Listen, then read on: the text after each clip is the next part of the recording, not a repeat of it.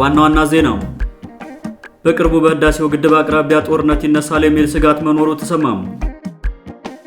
በተለያዩ ማህበራዊ አገልግሎቶች እጦት የሚሰቃየው የጭልጋ ህዝባውን ደግሞ በውሃ እጥረት ችግር ውስጥ መሆኑ ተነገረም።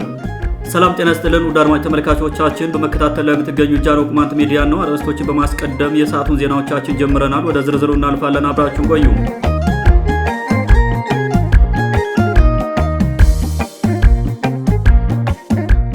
በቅርቡ በህዳሴው ግድብ አቅራቢያ ጦርነት ይነሳል የሚል ስጋት መኖሩ ተሰማም። ከቅርብ ጊዜ ወደ ኢትዮጵያ መንግስት በርካታ የአርኤስኤፍ ታጣቂዎችን በመተከል ቀጠና አስገብቶ እያሰለጠነ ነው የሚል መረጃ በከፍተኛ ደረጃ እየተዛመተ ሲሆን ይህን ተከትሎ በቀጠናው ጦርነት ይቀሰቀሳል የሚል ስጋትም አይሏል። ይህን ዜና የሚያራቡትና የሚያራግቡት ደግሞ አብዛኛው የግብጽ ማህበራዊ ሚዲያዎች መሆናቸውን የተመለከቱ የፖለቲካ ተንታኞች ግብጽ የሱዳኑን የእርስ በርስ ጦርነት ወደ ህዳሴው ግድብ መውሰድ የፈለገች ይመስላል ሲሉ ይናገራሉ። የአርኤስኤፍ ወታደሮች ኢትዮጵያ ውስጥ ገብተው እየሰለጠኑ ነው የሚለው ዜና በከፍተኛ ደረጃ እየተሰራጨ ቢሆንም እስካሁን በገለልተኛ አካል አለመረጋገጡ ታውቋል። መረጃው በጥንቃቄ ጥቅም ላይ መዋል አለበት የሚሉ ወገኖች ምናልባትም ግብጽ፣ ኤርትራና የሱዳን መንግስት ጉዳዩን ከሱዳን አውጥተው ዓለም አቀፋዊ ግጭት በማድረግ ኢትዮጵያን ለማጥቃት ፈልገው እያስወሩት ሊሆን ይችላል ብለዋል። ይሁን እንጂ የኢትዮጵያ መንግስት እየቀረበበት ያለውን ይህን ውንጀላ አስመልክቶ እስካሁን የሰጠው መግለጫ አለመኖሩ የጉዳዩን እውነተኛነት ያመላክታል። ምክንያቱም ኢትዮጵያ ከቀረበው ክስ ነጻ ከሆነች አጣሪ ቡድን ወደ አካባቢው ገብቶ እንዲያጠና ታደርግ ነበር ሲሉ የሚሞግቱ አካላትም አልጠፉም። የሱዳኑ የእርስ በርስ ጦርነት ከተጀመረ ወዲህ የኢትዮጵያ መንግስት የአርኤስኤፍ ጄኔራል የሆኑትን ዳጋሎን አዲስ አበባ ድረስ በመጋበዝ በይፋ ተቀብሎ አስተናግዶ መመለሱና ከአርኤስኤፍ ጋር ጥብቅ ትስስር ካላት የተባበሩት አረብ ኤምሬትስ ጋር ያለው ጥብቅ ቁርኝት እየቀረበ ያለውን መረጃ እውነተኛነት ያመላክታልም ተብሏል። አንዳንድ አስተያየት ሰጪዎች በበኩላቸው አሁን በኢትዮጵያ ባለው የጸጥታ ችግርና የቤንሻንጉል ጉሙዝ ክልል ከአዲስ አበባ ካለው ርቀት እንዲሁም በቀጠናው እንደ መብራትና ስልክ የመሳሰሉ መሰረተ ልማቶች በበቂ ሁኔታ ስለሌሉ አርኤስኤፍ በራሱ ጊዜ በኢትዮጵያ ምድር ገብቶ እየሰለጠነ ይሆናል ሲሉ የመከራከሪያ ነጥቦችን ያነሳሉ። ሆኖም ግን አገሪቱ የግዛት አንድነቷን የመጠበቅ ግዴታ ስላለባትና ቀጠናው ደግሞ የህዳሴው ግድብ የሚገኝበት በመሆኑም ኢትዮጵያ በዚህ ደረጃ በቸለተኝነት ግዛቷን አሳልፋ ትሰጣለች ብሎ ማሰብ የዋህነት ነው የሚሉ ወገኖች ይህን ክርክር ውድቅ ያደርጉታል። ይልቁንም የኢትዮጵያ መንግስት ሱዳን ከህወሓትና ሻዕቢያ ጋር ተጣምራለች በሚል ከአርኤስኤፍ ጎን ተሰልፎ የሱዳን መንግስት ጦር እንዲሸነፍ በማድረግ ህወሓትን ከሱዳን ለማስወጣት እየሰራ ስለሆነ ነው አርኤስኤፍን በግዛቱ አስገብቶ እያሰለጠነ ያለው የሚሉ ጠንካራ ክርክሮችም እየቀረቡ ነው። ይህን ተከትሎ ሱዳን፣ ኤርትራ፣ ግብጽና ህወሓት ከኢትዮጵያና አርኤስኤፍ ጋር ለመዋጋት ወደ ቀጠናው እየተጠጉ ናቸው የሚሉ ተባራሪ መረጃዎችም እየወጡ ይገኛሉ። የኢትዮጵያ መንግስት በትክክል አርኤስኤፍን በቤንሻንጉል ጉሙዝ ክልል አስገብቶ እያሰለጠነ ከሆነም እመራታለሁ ለሚላት ኢትዮጵያ ትልቅ ችግር ጎትቶ በማምጣት የህዳሴውን ግድብ አደጋ ላይ ጥሎታል ማለት ነው ሲሉ ምሁራን አጥብቀው ይተቻሉ። ጉዳዩን አስመልክቶ ከኢትዮጵያ መንግስት ፍላጎት አንጻር መረጃና ትንታኔ የሚሰጡ አካላት በበኩላቸው ይህን ውንጀላ የምታጣድፈው ግብጽ የሴራው ጠንሳሽ እንደሆነችና ኢትዮጵያን ከተለያዩ አቅጣጫዎች በጦርነት ለማጨናነቅ አለማ እየሰራች ነው ብለዋል።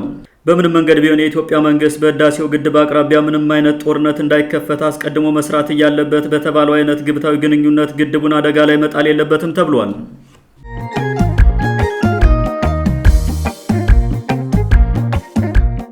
በተለያዩ ማህበራዊ አገልግሎቶች እጦት የሚሰቃዩ የጭልጋ ህዝባውን ደግሞ በውሃ እጥረት ችግር ውስጥ መሆኑ ተነገረም። ላለፈው አንድ ወር ሙሉ ለሙሉ የንጹህ መጠጥ ውሃ አቅርቦት መቋረጡንና የሚመለከተው የመንግስት አካልም ጉዳዩን በዝምታ እየተመለከተው መሆኑን የከተማው ነዋሪዎች ተናግረዋል። ከፍተኛ የንጹህ መጠጥ ውሃ አቅርቦት ችግር መኖሩን ትላንት የዘገበው የከተማው ኮሚኒኬሽን ላለፈው አንድ ወር የውሃ አቅርቦት እንደተቋረጠና ህዝቡ ለጤናና ለተለያዩ የኢኮኖሚ ችግሮች እየተጋለጠ ነው ብሏል። የአይከል ከተማ ህዝብ በመብራት፣ በጤና፣ በውሃ፣ በትራንስፖርትና በመሳሰሉት ማህበራዊ አገልግሎቶች እጥረት እንደሚሰቃይና ጉዳዩ የሚመለከታቸውን የመንግስት አካላት ምላሽ እንዲሰጡት ቢጠይቅም ዘወር ብሎ የሚያዩ ባለስልጣን እንዳጣ በተደጋጋሚ ስንዘግብ መቆየታችንም አይዘነጋም።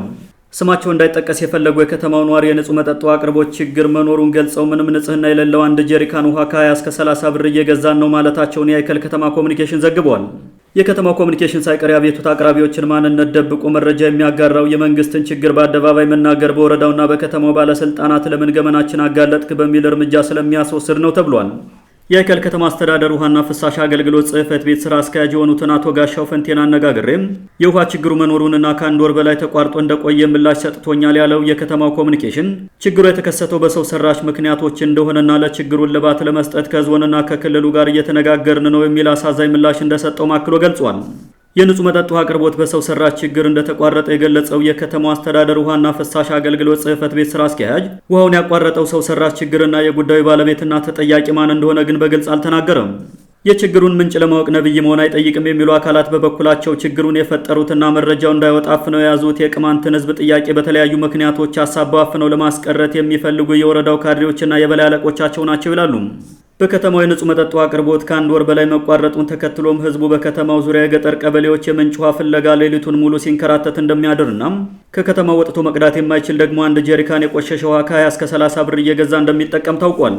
ህዝቡ ወደ ገጠር ወጥቶም ይሁን በጀሪካን የሚገዛው ንጽህናውን ያልጠበቀ የጉድጓድ ውሃ የተለያዩ ውሃ ወለድ በሽታዎችን እያመጣበት እንደሆነና ለተጨማሪ የህክምና ወጪ እየዳረገው መሆኑም ተረጋግጧል። በውሃ፣ በመብራት፣ በትራንስፖርት፣ በህክምናና በመሳሰሉት ማህበራዊ አገልግሎቶች እጥረት ፍዳውን እየቆጠረ ያለው የአይከል ከተማና ዙሪያው ህዝብ እነዚህን የአገልግሎት ጥያቄዎች አጥብቆ ሲጠይቅ ቢቆይም ምላሹ ጆሮ ዳባ ልበስ ሆኖበት ችግሩ ተባብሶ ቀጥሏል። ውድ አድማጮቻችን ለዛሬ የነበሩ ዘገባዎችን ይመስሉ ነበር። መልካም ጊዜ ሁላችሁ